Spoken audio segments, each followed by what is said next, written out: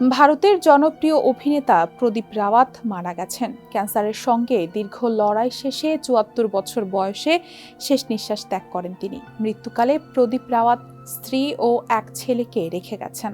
গাজনি, লাগান সিনেমা ও বিখ্যাত টেলিভিশন ধারাবাহিক মহাভারতে অভিনয়ের জন্য তিনি বিশেষভাবে পরিচিত ছিলেন। অভিনেতা যশপাল শর্মা প্রথম সামাজিক যোগাযোগ মাধ্যম ইনস্টাগ্রামে প্রদীপ রাওয়াতের মৃত্যুর খবর জানান। দেশের মানুষকে প্রতিদিন সুরক্ষিত রাখার প্রত্যয় নিয়ে সেফটি কেবলস সহ এলো সেফ সিলিং ফ্যান। পরে প্রদীপ রাওয়াতের ম্যানেজার সিদ্ধার্থ তিওয়ারি তার মৃত্যুর বিষয়টি নিশ্চিত করেন।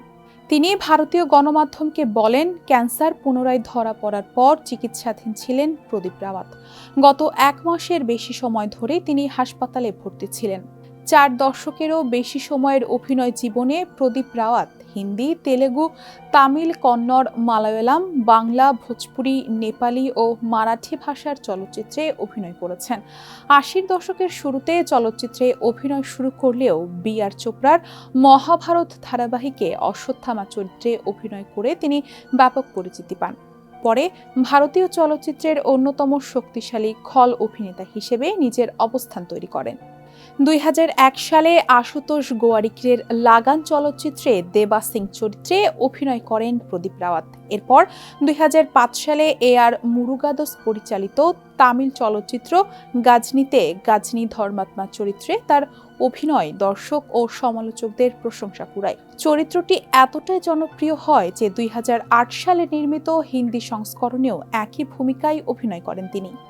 ২০০৪ সালে এস রাজমৌলি পরিচালিত সাই চলচ্চিত্রে বিকশু যাদব চরিত্রে অভিনয়ের মাধ্যমে তেলেগু চলচ্চিত্রে নতুনভাবে আলোচনায় আসেন প্রদীপ রাওয়াত। এই চরিত্র তার অভিনয় জীবনের অন্যতম গুরুত্বপূর্ণ মাইলফলক হিসেবে বিবেচিত হয়। দীর্ঘ কর্মজীবনে তিনি Sarfarosh, the hero, love story of the spy, Stalin, rowdy Rathore, Veeram, one Nenokkadine সহ অসংখ্য চলচ্চিত্রে অভিনয় করেছেন। সাম্প্রতিক বছরগুলোতেও অভিনয় সক্রিয় ছিলেন প্রদীপ রাওয়াত। তাকে ওয়ালটেয়ার, বিরাইয়া, গুলুগুলু ও ছাভা চলচ্চিত্রে দেখা গেছে। পাশাপাশি মারাঠি ও নেপালি চলচ্চিত্রেও নিয়মিত কাজ করে গেছেন তিনি।